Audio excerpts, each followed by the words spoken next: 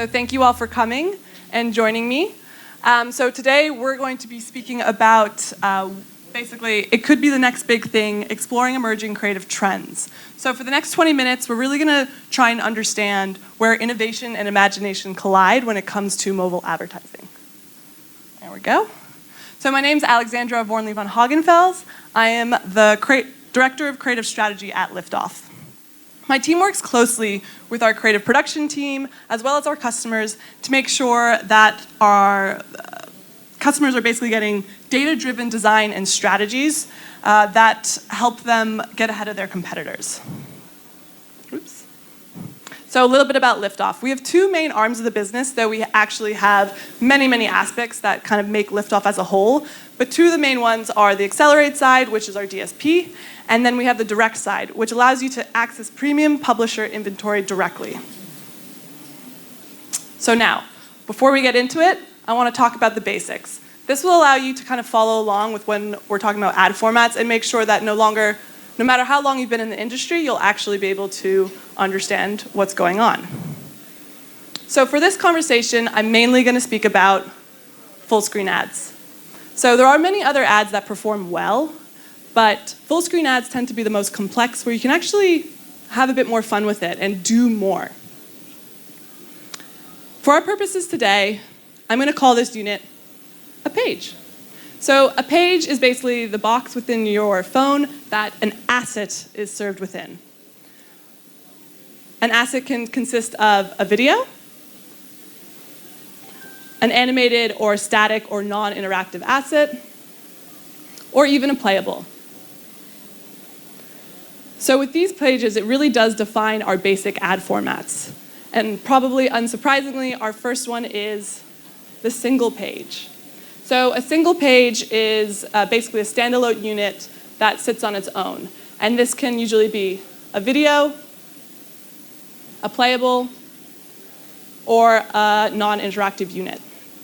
Then unsurprisingly, we have what we call a double page. So this is when you put two pages together. This has been the classic ad format that we've seen in the industry, and this usually consists of a video, followed by a playable, followed by potentially a static or non-interactive asset. And then, of course, we have what we've been seeing taking off in the industry over the last year, which is the triple page. So the triple page is usually a video, followed by a playable, followed by a kind of auto end card unit that comes up. So now that we have the data and we understand what those ad formats look like, it's time to kind of dive a bit deeper.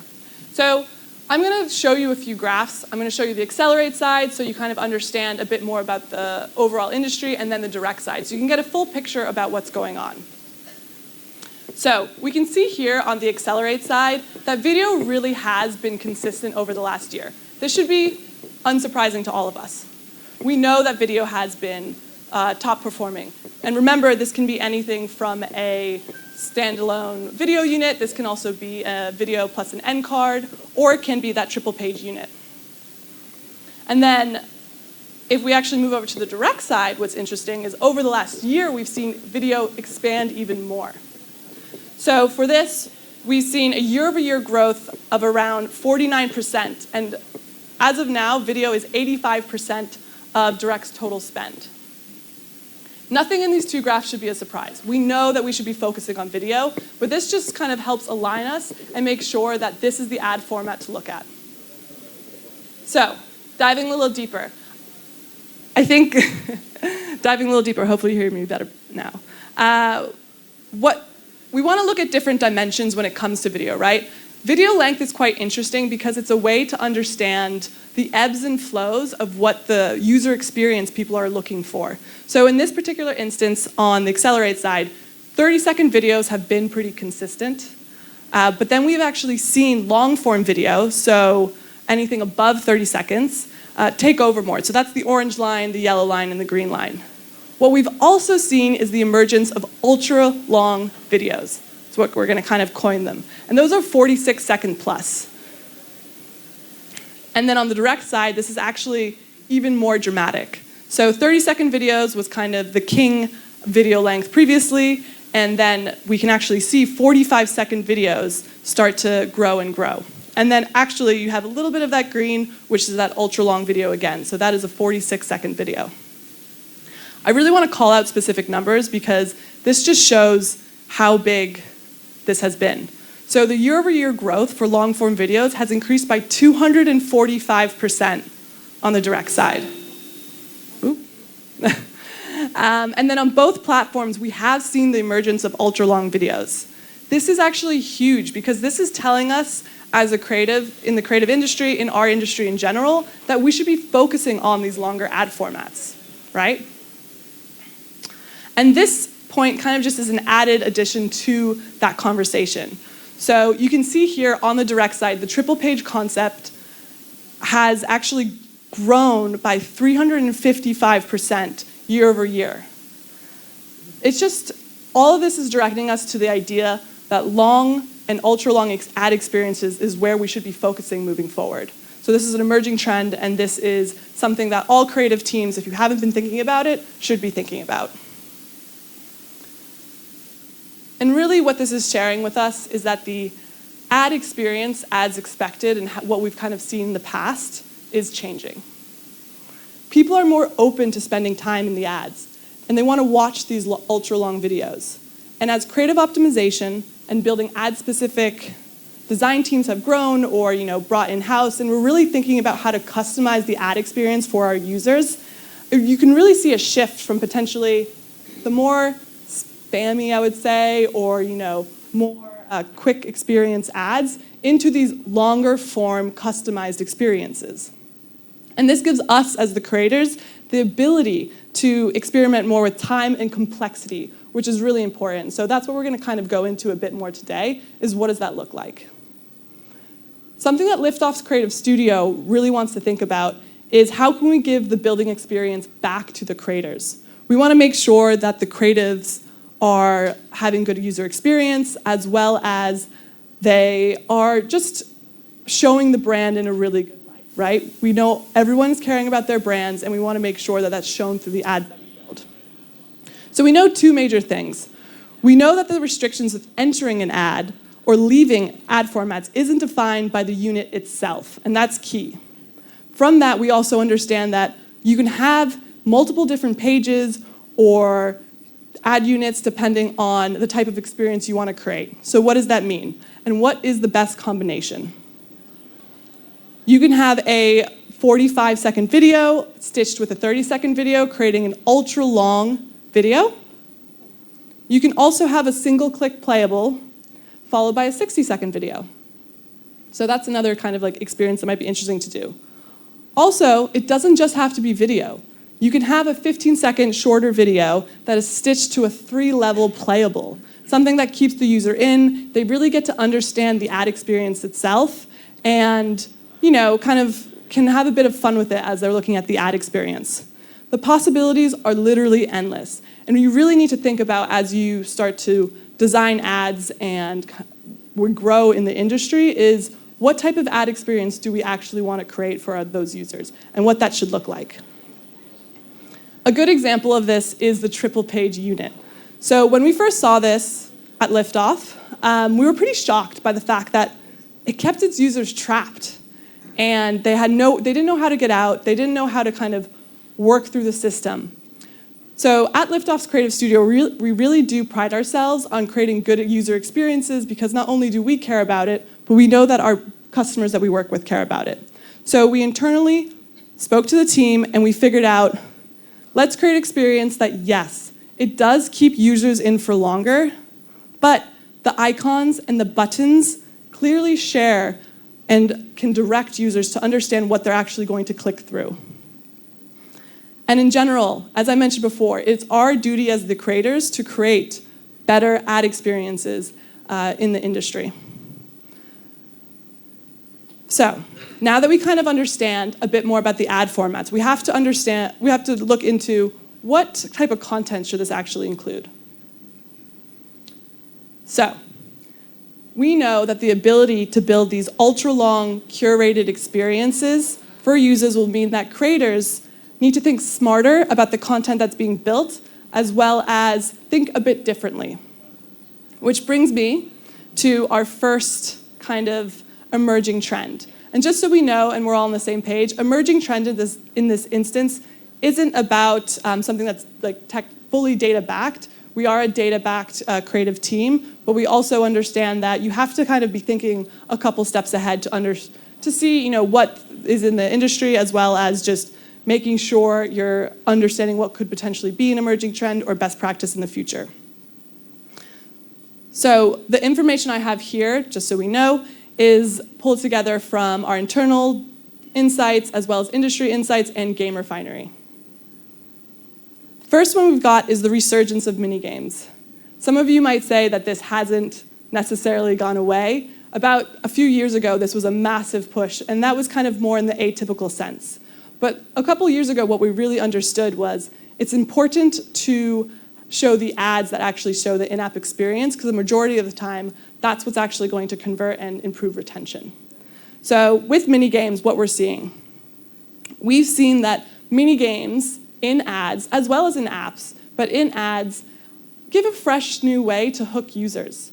A lot of these games have been around for a while, so if you're thinking of how can I really make sure that the ads are, interesting and new and fresh, minigames are a great way to do that. And as I said, you also consistently see this in apps as well. This is also a really great way to hook users into the experience.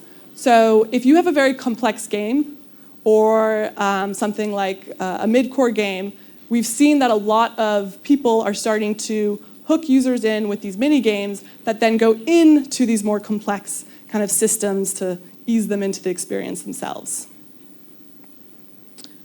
And then what we've also seen is new types of mini games come up. We know the tried and true mini games, which are Match 3, Merge, all those kind of classic ones, but we've seen Scavenger Hunt as well as Connect the Dots actually become very popular. So something to think about. On to the next one. So rise of competitor elements. Again, this shouldn't be necessarily surprising. Competitor elements has always kind of been around. And there's 4 types of main elements you should think about. So we have the solo leaderboard, the co-op leaderboard, the race event, and the one-on-one. The one that we've seen the most in many ads and games themselves is actually the solo leaderboard. So it's quite classic. Honestly, if you've been running any ads nowadays, that is what takes up about 90% of our top 20 level-based casual games are running something like this, and that's what you see everywhere. We've also seen that mini games with racing events where there is a finish line has actually really increased since, I would say, a few months ago. And I think it's a bit of a nod to an old type of gameplay, but the finish line adds that competitive element that people are excited to use. So definitely seeing a lot more of these in ads if you're thinking about competitor elements. And then one-on-one events. These can tend to be a bit more customized, right? You can really create an experience that helps users understand what your game's about, but also makes them feel kind of more part of that experience. So this has also increased in ads themselves as well as the apps. Then on to the last segment. So we have influence-style videos. This has definitely taken off over the last year, and we have internally at Liftoff our influencer segment that we actually work very closely with. But what we've been seeing is that adding influencers into game elements through green screens has really been something that we've consistently seen over the last, I would say, 3 months. So what this means is we see users who are within the gameplay themselves. They're kind of interacting with the pieces, and they're trying to bring users into that gameplay. This really works well from what we've seen so far because gameplay is one of the best practices, right, when you're showing ads. And here we're able to actually see that when you have the influencer combined with the gameplay, that's doing well. We've also seen that thinking of new ways to localize the influencer content has done well. And this doesn't have to just be finding local influencers. It can also be voiceovers, it can be subtitles, it can be anything that really allows you to add a bit of customization and uniqueness to that experience. What was interesting and something to note is in Japan, we've actually seen that customers who have videos in English with subtitles in Japanese perform really well because it's seen as like elite. And then obviously, gesturing in the ads, this is actually the thing you probably have seen the most, showing and pointing and looking at the text and things like that. This has been pretty consistent. It's a way to interact with the users and bring them into the experience themselves. So, where would we be as the next step? So now that we know about ad formats and we know about the content within it, it's time to talk about tooling. And creative AI is obviously a big conversation and a big topic. I'm asked constantly over and over again, as a designer, as a creative strategist, is my job on the line? And the answer is no. Yes, I think creative AI will change the way that we work as a design team, but there's so many ways that you can incorporate it into your workflows and processes to really elevate the way that you're creating ads and the experiences for yourself or your customers. So we have 4 main areas that Liftoff's Creative Studio is looking into when it comes to creative AI. We have research and ideation, content optimization, performance predictions, and data analysis. I think 2 of them that I really want to call out is the research and ideation one, right? It's basically like having another brain in the room. The ideas that it comes up with, you still need humans to kind of interpret it and to change what potentially is happening, but it's just a great way to elevate your creativity. And then performance predictions. Really excited about that because you're basically going to be able to create a testing environment for your creatives as you move forward. And it's just, more data is going to help you. In general, it could be different than how it performs on whatever platform you're running on, but I'm sure that technology is going to grow as we kind of move forward. I'm going to show you 2 examples quickly around research and ideation and creative optimization. So the biggest hurdle when it comes to creative AI is actually figuring out what prompts to use. With a lot of trial and error and understanding what tools actually make sense, we were able to actually build out these iterations that really helped us see what could come of these ads. So first, we wanted to understand from the original content what this ice content looks like. Then we had this animal content and these Halloween content. You can actually really tell that the creatives are designed well. These are actually playables that we took screenshots of and would be something I would run in general. Then, if potentially your design team is struggling to find influencers or other resources, it's also a great tool to help you build AI videos. And so, obviously, the prompt we could potentially have is provide a video for an influencer following the script X. You can provide a specific script, and then they actually pop out 2 types of videos. These were actually videos that they popped out for us. Honestly, there are some tools that are very good at this. I would definitely double check what's going on because sometimes the AI, when it comes to humans, eyes can be in the wrong spot or something else, so just be very aware of that. Definitely double check it.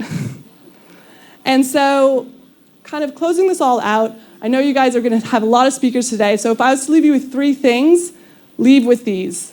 It really is the creator's duty to build experiences that inspire and do the brand justice. With ultra-long videos now taking fold, we really want to make sure that we're thinking ahead and thinking differently about how we can build those better experiences and what that looks like. We don't want to make users feel trapped. We want to make them have great experiences with the ads and the brands themselves. Remember that AI is your friend. It can be a bit scary as of now, but it really is there to partner and push your team's creativity further. And also, Liftoff's Creative Studio is here to help you innovate and think differently about how you want to push your ads in general. So we do have a booth today, and please come by and say hello, and we'll be happy to talk about creative. So very short and sweet, but always happy to talk a bit more. Let me know if you have any questions.